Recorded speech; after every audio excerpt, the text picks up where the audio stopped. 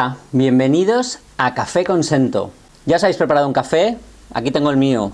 Hoy os quiero hablar de una película que se llama La forma del agua.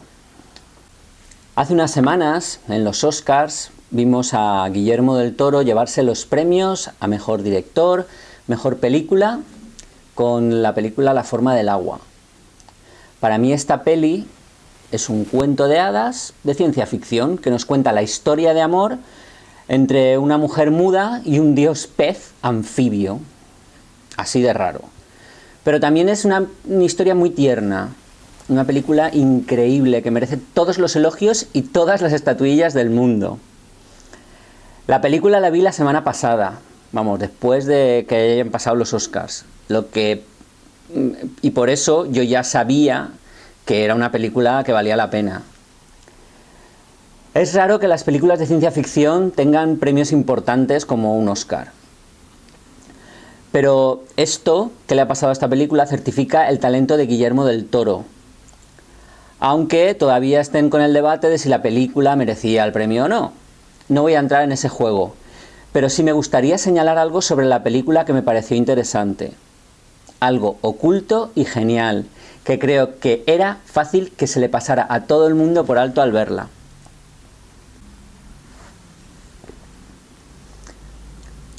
Ya os digo ahora mismo, a los que no la hayáis visto y no os gusten los spoilers, que dejéis de ver este vídeo ahora mismo. Pues a partir de aquí esto es un spoiler gigante. La película gira principalmente en torno al misterio de la criatura. Queda claro desde el principio que la han sacado de un río de América del Sur, donde los nativos la adoraban a esta criatura como a un dios.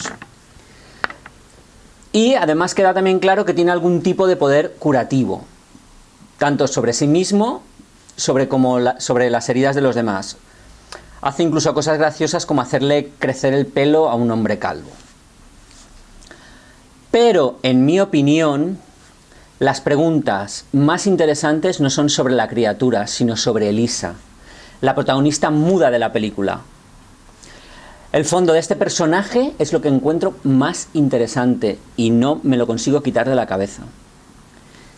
Sabemos que Elisa es una niña huérfana que fue encontrada con cortes en el cuello que no le permitían hablar. Sabemos también que se enamora de la criatura anfibia, quien al final convierte sus cicatrices en agallas para que pueda vivir juntos siempre en el agua y felices para siempre. Happy ever after. Sin embargo, me parece que hay algo más de sustancia en este caso, algo más ahí de enjundia, algo que podemos ir rascar. Y esto lo encuentro en el pasado de Elisa, que es más interesante seguramente que el ser simplemente una niña abandonada. Mi teoría es que Elisa es en parte una criatura como el anfibio, o que en algún momento, cuando era niña, fue una criatura anfibia o un pez. Y que de alguna manera se transformó en humana. ¿Por qué? Pues aquí comienza la especulación, y aquí es donde voy a empezar a especular sobre el tema. Por lo que sabemos, Elisa fue encontrada junto a un río, con las cicatrices en el cuello, que ya os he dicho antes. Un río del que en teoría podría haber salido. En mi opinión, a Elisa se la ve extrañamente cómoda en el agua. Acordaros esa secuencia en la que inunda el baño para estar con la criatura y en la que técnicamente debería haberse ahogado, pero no se ahoga. Elisa también tiene una rutina de autosatisfacción bajo el agua en su bañera todos los días. Eso, que puede ser hasta normal para cualquiera,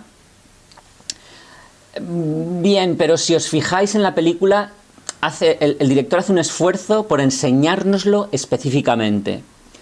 Lo que a mí me sugiere que debe tener alguna importancia. Que su vida íntima está relacionada con el agua antes y después de conocer a la criatura. Además, la criatura solo tiene poderes, regenerativos o restauradores de heridas. O bien hace crecer el pelo de la calva de Giles, por ejemplo. Convertir cicatrices en branquias, pues no tiene sentido, a menos que ya fueran branquias antes.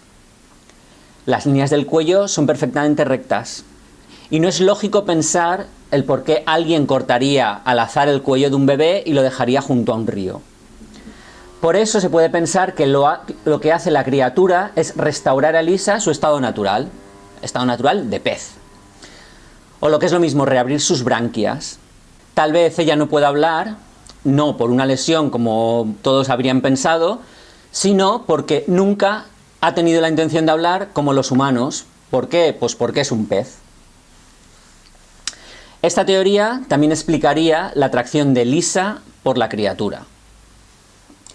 Al principio parece una historia sobre una mujer que se compadece de una criatura que está por allí, que ha sido capturada, que ha sido maltratada, pero enseguida Elisa desarrolla sentimientos románticos y un interés físico por la criatura, incluso cuando muestra sus instintos más básicos y ataca al gato y lo mata.